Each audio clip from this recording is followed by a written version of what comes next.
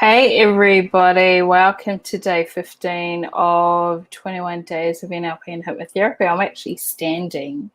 I have been, on my butt for a couple of hours. So I thought, I'm going to stand and this feels perfect. It feels right. So I'm excited to be here with you for day 15, and I'm excited to go through this because I'm going to be sharing with you 10 ways in which you can utilize hypnotherapy for yourself through self-hypnosis, or also through your practice with your private clients, with your business partners, with your colleagues and team members. However you want to utilize this, it's so versatile. You can use it in many different ways. And also is to encourage your team members as well. This is a fantastic modality to use. So I've got a few little bits of notes here, just in bullet form, and I'll go through them with you succinctly, briefly. I'm going to attempt to do this in under 15 minutes so that you can get to your dinner or whatever it is you're doing. So welcome, comment down below, let me know where you're coming in from, #replay. I love to connect with people who are messaging me in my inbox. Feel free to ask questions here as well, because I will always come back to this and answer for you. And I hope this serves you in whatever capacity you need this in your life right now. I have been in the healthcare industry for 27 years and a trauma nurse for 15 years. And through that whole time, I was never taught about the ability for your body to self-heal. I knew it could be done. I am Māori and Scottish, and on my Māori side, I've got many, many healers. So I've been around that work my whole life. But when it came to me having to have surgery because of my health issue, I didn't know who to turn to. I didn't know who to ask. And by that time, my grandmother, who's like my matriarch, the matriarch of the line, the lineage, she had Alzheimer's. And my auntie, who I would have also asked, she had passed away about 6 years before. So I had to turn to Auntie Louise Hay. I found her book, You Can Heal Your Life, and I utilized that, listened to audios, and through just 3 to 4 weeks, I was able to heal myself from this heart condition that was supposedly, I was meant to have surgery and be on medication for potentially the rest of my life. So for me, that was profound. And I learned that I wanted to learn more about my body. I also wanted to be in a position where I could help my thousands of patients that I had helped before then. I wanted to preempt them, pre-frame them, that there is another way to health and healing, and you don't have to be on medications for the rest of your life. If this doesn't work, then go back to the medications and Western medicine. Western medicine definitely has its place, but there's also so much that's not told that needs to be on the other end of the spectrum. So that's my passion. That's what I do. I assist and help people shift through stuff, get to the root cause of their issues, and then ultimately transform. I've been able to heal myself from 13 health conditions in the space of 9 months out of 15, and 2 of those I'm waiting surgery for because of COVID, and because I'm healthy otherwise. I still haven't had surgery yet, so still waiting on that. But anyway, let's get into it. So the 10 ways in which you can utilize hypnotherapy and how it can assist and help you and all your family and your friends. The first way is to heal from narcissistic abuse. Now, I'm just going to spend like a smidgen of time on this. There's such thing as narcissistic traits. Probably all teenagers and adults who have a big ego, who've never done any personal development, have narcissistic traits. Even toddlers have narcissistic traits. Even I do. Like, let's be real. When you are feeling selfish, self-entitled, when you don't have empathy, lack of empathy for someone, you can display these types of traits, right? The difference between traits and an actual qualified, diagnosed was going to say PTSD. Oh, I'm so funny. It's been a long day, Fano. It's been a long day. Personality disorder. The difference is, out of the traits, personality disorder, you actually have to go to a professional who assesses that person, and based on the DSM-5 and the 5 out of 9 traits that they have to have consistently, someone gets diagnosed. But it's not that simple. So, and the nature of a narcissistic personality disorder will never take responsibility, will never think there's anything wrong with them, will always blame and point the finger to everyone else.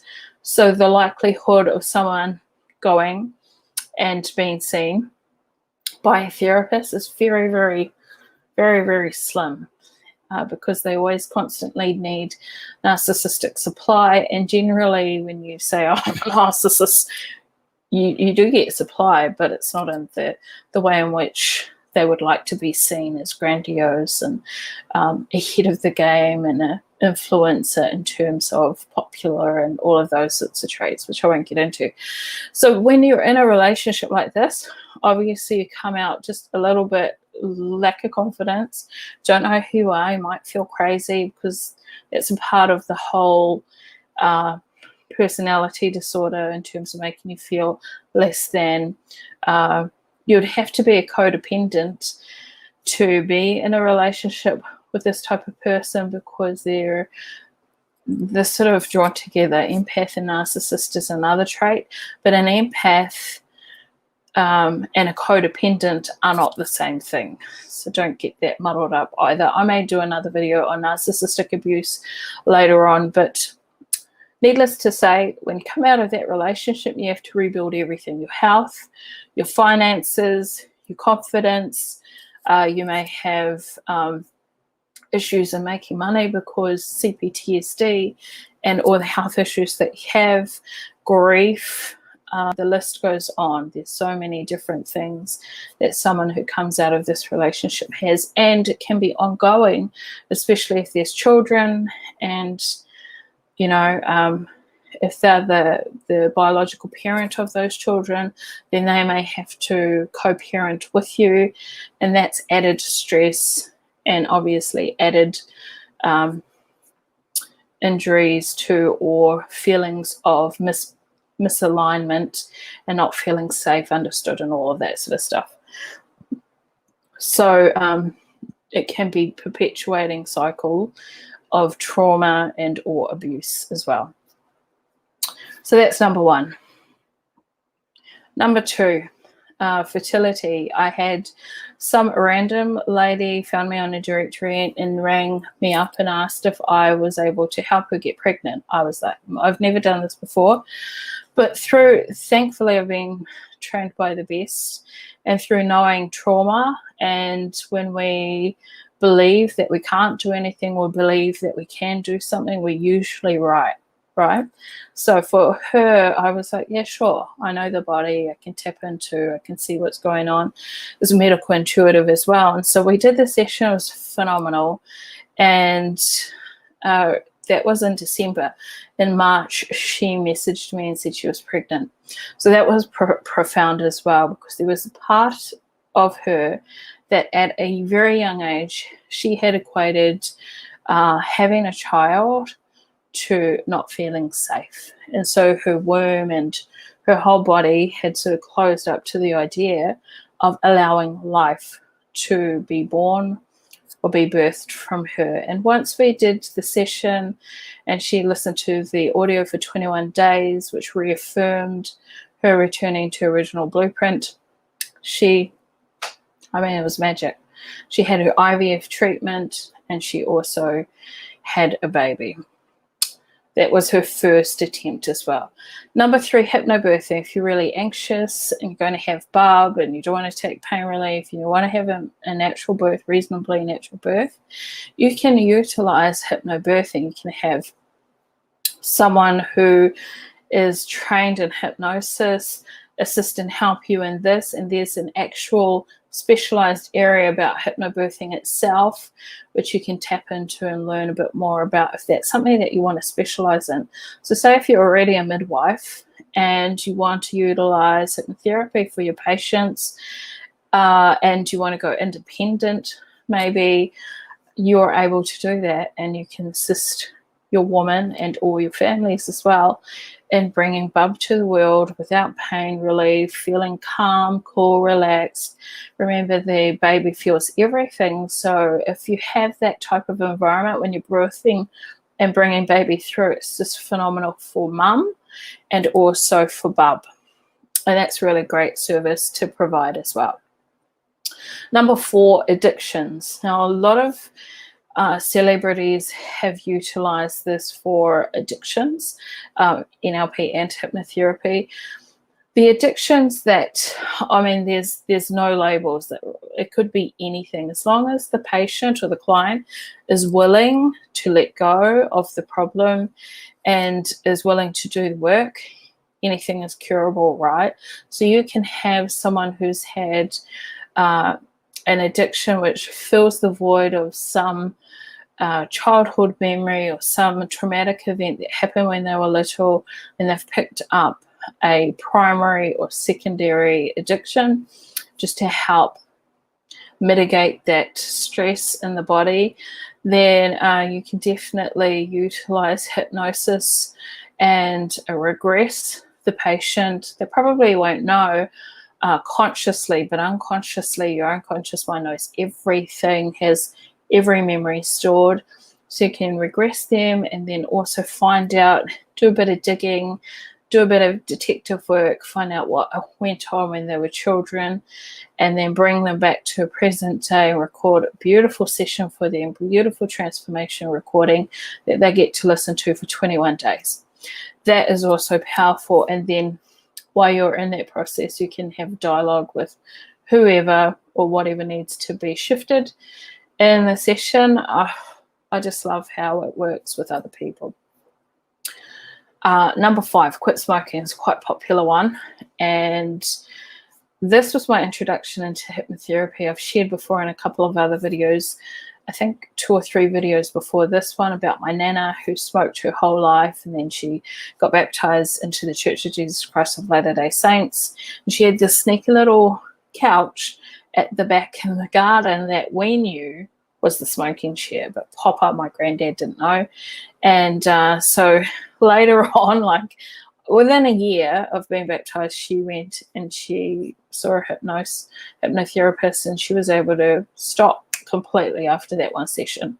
So I knew when I was 15, 16 that hypnotherapy worked, and it was because of her. Actually, I always had an interest in hypnotherapy. So when you have a client come to you and they want to quit smoking, there's certain steps before the actual session that you go through. You make sure that they're prepared, like mentally prepared. You want to do some work with them before they actually have the hypnosis session. That's personally what I would do. And then when you take them through the process, aftercare is really important for them as well. Remembering what's so important is your language and the way you speak to them about the said previous issue that they came to you for, and giving them tasks, like physical tasks that they would have to do when they go home, getting rid of the smoking area, cleaning it all out, putting some flowers up, any sort of triggers that would always trigger them to taking the cigarette or having the cigarette, or going outside, like having a cup of coffee in one hand, and the trigger and the stimulus of this. You can preempt that, and you'll go through with them on a daily basis. How did you smoke? When did you smoke? And then mitigate that in your session as well. That's a really powerful way that you can utilize hypnotherapy, and so that they have success, and that you have 100% success rate when working with these people. So one of the important things is their investment, them investing into the session, and commitment, and that they're actually ready. And there's a connection between the unconscious and the conscious to actually do the work and be dedicated.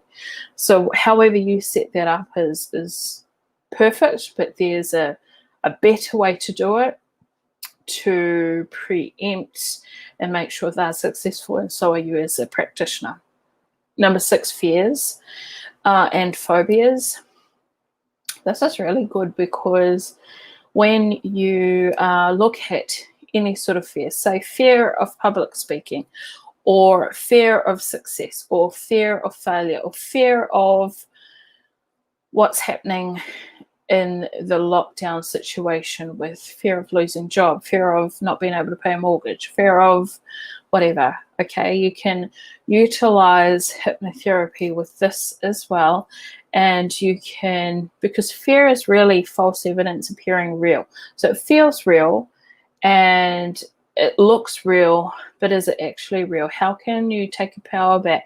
How can you transform the situation?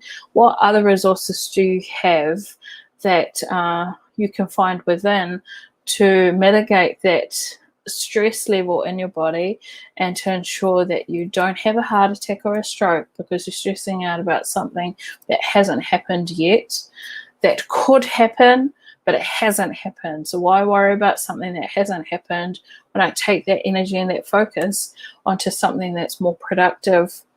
Because energy, the energy that you give something, it expands, it gets bigger and bigger and bigger and bigger. So we don't want to do that. I had a coin the last time on one of my videos, so go back to the videos, and I showed the coin up here. If I had the coin up here, then I took it back, you would see it here, but if I threw it back over there, you wouldn't be able to see that. That was my pen. Anyway, number 7, post-traumatic stress disorder. I was able to heal myself from CPTSD, which is complex post-traumatic stress disorder. The difference is complex trauma over time, multiple times over a lifetime, and post-traumatic is from a period of time. Best way to explain it. So a period of time, like going to war or being in a relationship. You had fine relationships before, but this one was the highlight of why you were able to be blessed with PTSD. So I hope that makes sense. I am joking around a little bit, apologies, but I want to make light of it, okay? Want to have fun as well. Number 8, sleep disturbances. So if you're having difficulty going to sleep, sometimes what can happen in hypnotherapy session is people that have sleep disturbances, they find that once they sit down and relax with you, they fall asleep in the session.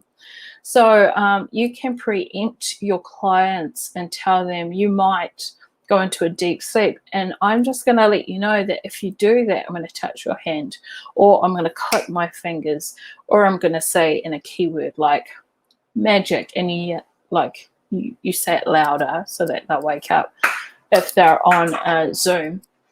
And then you can just let them know that when you go into hypnosis, it's not that you're going to sleep. You're not actually going to sleep. You're having a sleep of the nervous system, but you yourself, your unconscious mind, is communicating with me as we go through this session. So we don't want them to actually go to sleep. The flip side of that is they could actually find it difficult to calm themselves enough to go into hypnosis, to go into trance, because they're so busy and they're probably in fight-flight mode. They're mobilized, they're disconnected, disassociated from their body. So there's resistance that comes up, especially if, one, you don't know what you're doing, and so you've never worked with someone with significant trauma. Maybe significant trauma comes out of the session, so they can feel unsafe if they feel like in your tone you're unsure of what you're doing and you don't have the tools to bring them out of it or to make them feel safe. They will feel that. So you have to be a really confident, strong practitioner when you're treating people and working with people. The second thing is that they don't want to go there. They don't want to go there. They don't want to know. So they might come out and they might be really annoyed and upset because you took them to that place, which just happened with the unconscious mind. So we've got to be able to know what's going to happen in a session and be able to flex and flow. That's why flexibility is really important as a practitioner. And the third one is they might have forgotten. So your unconscious mind, remember I shared the prime directives of the unconscious mind in another video. So go ahead and have a look at that. I don't know what number, I'm so sorry. You'll just have to have a look. But one of them is represses memories. And then it brings memories up when you're ready to acknowledge them, when you're ready to let it go. So when you ask somebody, what was it that was the root cause of the problem that you have today? And they're like, no, I don't know. I can't see anything. And they get frustrated because they're more frustrated with themselves, and they may feel like, and that's why it's so important when you're setting the client up for success, that you talk about what could happen in a session. This is why it's important, because they might blame you for the belief that they had that you were going to fix them and that you were just going to put them under, and it would be sunshine and rainbows. They don't actually know that they have to do the work. You're just holding space and you're directing them, because you're a phenomenal therapist and practitioner. And so what you've got to allow for is that way in which they don't feel safe, and they could come out annoyed, or they could just cut off the session, and they come out and they're like, nah, it doesn't work. This doesn't work. I want my money back, a refund. You've got to be able to know how to navigate that, because this is why in the pre-frame you share with people what could happen, and that everyone can go into hypnosis. Like if you fall asleep, or if you've driven the car and you end up in the wrong destination, you remember, oh, that's right, I was meant to go to this appointment, but instead you unconsciously drove home. That's a trance. Anyone and everyone can go into a trance. So you have to be able to know how to motivate them in a way that's empowering for them. It doesn't matter about the money. Like, disclaimer, it doesn't matter about the money. It matters about the client getting the results. For me personally, it's the outcome that they get. I want them to have the results. I want them to have integrity with their work. I want them to be able to say, yay, that was a great session. I was able to let go of X, Y, Z. And that's my intention for my clients. So you want to have that, those 5 things that are important to you, those 5 values that you want to focus on when things aren't going your way in terms of your sessions, because sometimes it will happen. Human beings are human beings. But always remember and know that the more you prepare, the more you practice, the more you put yourself in a position of learning and growing and expanding, you come out a phenomenal leader and a phenomenal practitioner. And it doesn't matter what modality it is, you'll just excel, because you're constantly always learning and growing. So that in itself could have put you to sleep if you had a sleep disturbance. Sorry, I went over a bit. The number 9 is sovereign health. And I don't like calling it weight loss, because you don't want to lose anything. Because when you lose something, unconsciously your body is like, oh, I lost a lot of weight, I need to get that back. So you lose the weight, right? You go about your life and then you put it back on. Sometimes you put more back on. Have you ever seen people do that, where they lose heaps of weight? They haven't changed this, they haven't worked on this. And so their self-talk is the same, their programming is the same, their conditioning is the same, and then they also have felt like they lost weight, instead of saying, I stepped into my sovereign health, or this is a lifestyle change, I'm returning to my original blueprint. So the language is so important. So This is what I'm using for sovereign health. It's about returning to original blueprints, about becoming the weight you want to be. It's about more energy, vitality. It's about being able to consciously set goals and achieve them, because you feel flexible, you feel alive, you feel vibrant, and you feel amazing. And so number 9, sovereign health in all areas. And number 10, last one, peak performance. So in confidence, in sports, if you're coming up to a competition, for learning, for school exams, and you are having difficulty learning, or you might be dyslexic, or someone might be dyslexic, or you feel like you're not going to remember everything for the exams, you have hypnosis on that, and you actually retrain the person to let go and dump the unresourceful behavior, beliefs, thoughts, strategies, take them into the future, like a month after that exam, they've passed it, and then you reverse engineer it. That's one way to have a phenomenal, happy student who passes their exams and thanks you later for them being able to go to uni or do whatever that it is that they want to do. So a phenomenal way to utilize it in that way. You can also utilize it in health, like in terms of peak performance, and also healing all health conditions, because I've done that. I did that. So if I can do it, trust me, anyone can do it. So yeah, I hope that helps. I hope that lands. I hope that edifies you. And just remember and know that if you are experiencing any type of block, any type of lack, any type of negative emotion or limiting belief, you can actually take control of that. You have the power and you are in the position to do that. You just have to ask for help, and you actually have to say to yourself, this is not me. Like if you're in a situation that you don't like, this is not me. I do not consent. I do not consent. And find another way. Your unconscious mind is phenomenal.